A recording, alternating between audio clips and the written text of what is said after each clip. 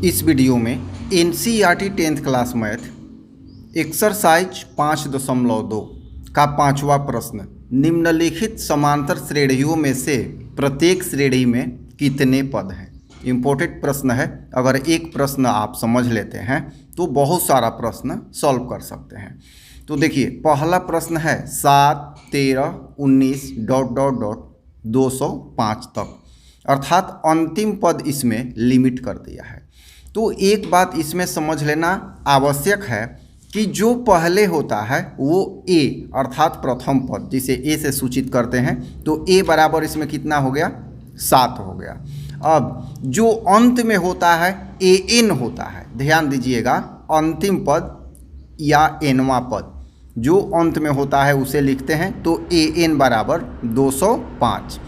अब सार्व अंतर निकाल लेंगे, किसी भी दो पदों का अंतर, तो बाद वाले से अपने पीछे वाला पद घटाते हैं, या तो 13 से 7 घटा लीजिए या 19 से 13 घटा लीजिए। प्रत्येक स्थिति में सार्व अंतर 6 ही आएगा। अब सूत्र an बराबर, इस एक्सरसाइज में एकमात्र यही सूत्र हर जगह अप्लाई होगा, an बराबर a + n-1 इंटू d।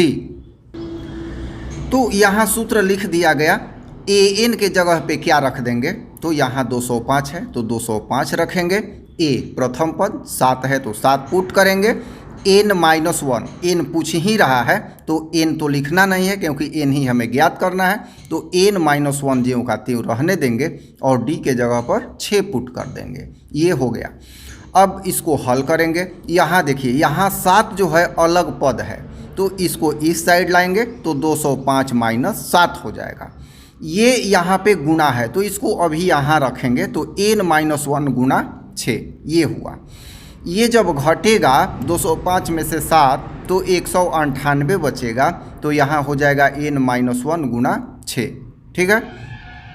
अब n-1 बराबर क्या होगा, तो n-1 बराबर ये 6 से गुणा है, इधर जब करेंगे तो भाग हो जाएगा, तो n-1 बराबर 198/6 कटेगा 33। ठीक है।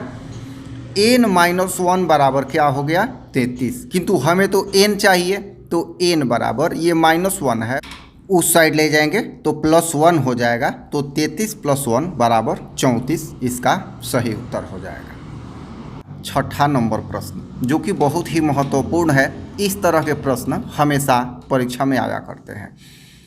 क्वेश्चन है क्या, AP 11, 8, 5, 2 ... अब देखिए, अंतिम पद नहीं दिया है, का एक पद -150 है, तो यहाँ हमें दिखाना है। यहाँ आपको एक कंसेप्ट समझ लेना है कि इसमें n दिखाना है। अगर n, यहाँ पर हमें n का मान निकालना है। अगर n धनात्मक पूर्णांक आ जाता है तो कहेंगे कि -150 इस AP का पद है। अगर n का मान धनात्मक पूर्णांक नहीं आता है, या तो ऋणात्मक आ जाता है या धनात्मक आता भी है तो फ्रैक्शन में भिन्न में आता है, तो कहेंगे कि 150 जो माइनस में दिया है यह AP का पद नहीं है। चलिए आइए प्रारंभ करते हैं। पहले है 11, तो a बराबर क्या हो जाएगा, 11। सार्वंतर निकाल लें, या तो 8 में से 11 घटा लें या 5 में से 8 घटा लें। प्रत्येक स्थिति में d बराबर -3 होगा क्योंकि ये AP है।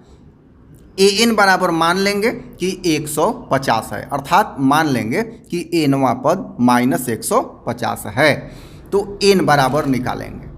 सूत्र वही लिखेंगे, an बराबर a + n-1 इंटू d।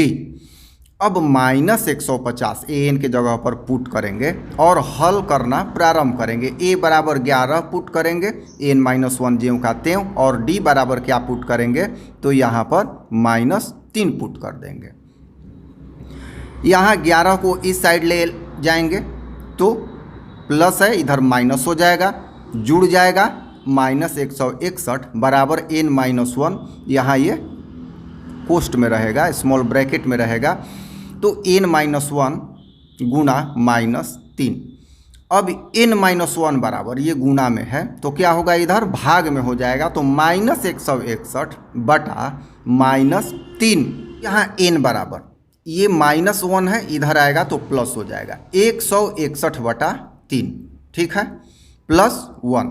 अब यहाँ 161 + 3 हो जाएगा, यहाँ गुना हो जाएगा बटा 3, यहाँ जुड़ जाएगा तो 164/3 हो जाएगा। तो n बराबर क्या होगा, देखिए यहाँ n बराबर n, ये अब 164/3 है तो कट नहीं रहा है, यहाँ पे पूर्ण रूप से कट नहीं रहा है, तो यहाँ भिन्न में ये मिला हमको। अब यहाँ पर धनात्मक तो है n किंतु पूर्णांक नहीं है, और ये AP का पद -150 तभी होगा जब n का मान धनात्मक पूर्णांक आएगा।